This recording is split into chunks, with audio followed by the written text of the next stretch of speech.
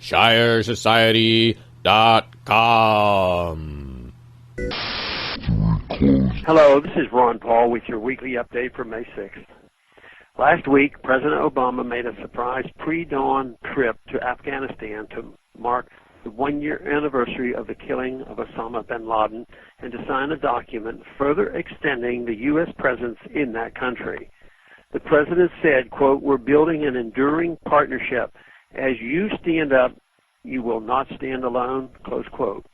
What that means in practice is that the U.S. will continue its efforts to prop up the government in Afghanistan for another 10 years beyond the promised withdrawal date of 2014.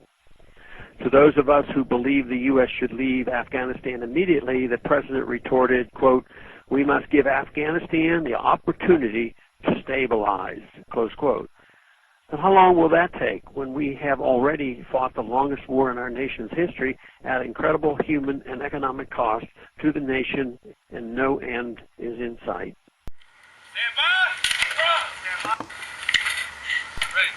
There is little evidence of any sustained increase in stability in Afghanistan, and in fact, April saw the loss of 34 more American troops and an escalation of violence and upheaval.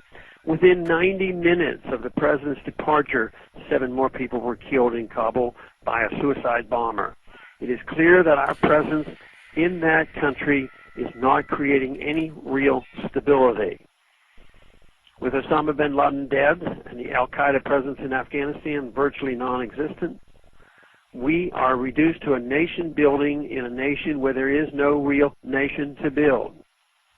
We should ask ourselves why Obama's trip was a surprise visit rather than a normal state visit.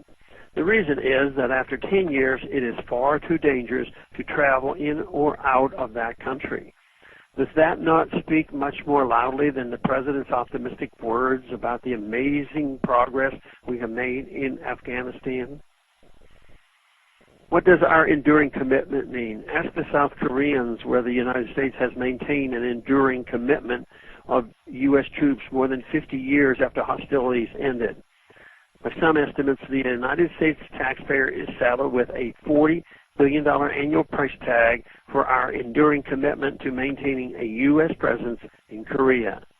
Polls suggest that particularly younger Koreans are tired of the U.S. military presence in their country and would prefer us to leave.